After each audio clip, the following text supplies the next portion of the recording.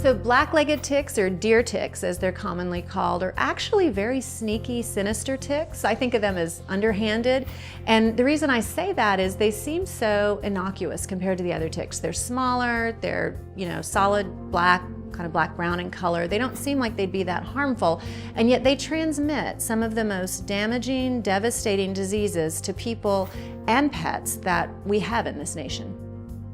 The best known disease that deer ticks transmit to people and dogs is Lyme disease, and that's the most commonly reported tick-borne disease in North America. So we're very concerned about Lyme disease. But deer ticks also transmit a number of other infections that are of concern.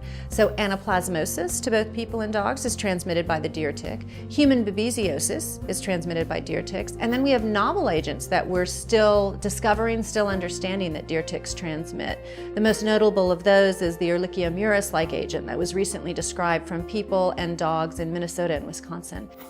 Deer ticks prefer to be in wooded habitats. They do like deer, as the name implies, and so the adult ticks have a strong preference for deer.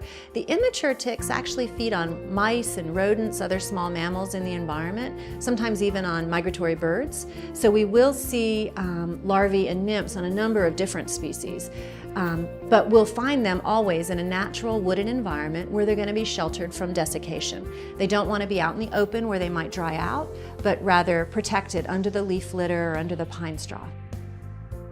One thing about deer ticks that's very interesting is their phenology, or when they're active during the year. The nymphal ticks, which are the primary transmitter of Lyme disease to people, are active in the summer months, and that's when we think about tick risk and tick activity.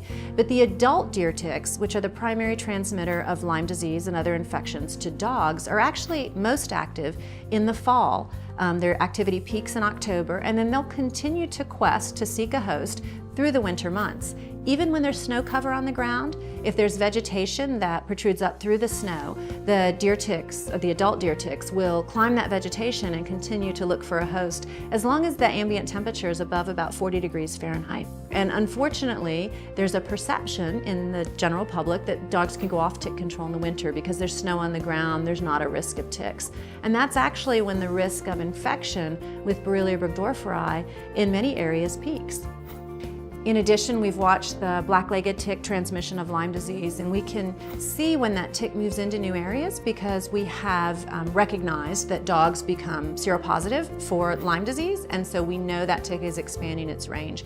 We've watched it move into southern Canada in recent years. We've also watched that tick and the transmission of Lyme disease move down the eastern seaboard into the Carolinas. Historically, Lyme disease was really focused in the northeastern U.S. and the upper Midwest and along the West Coast.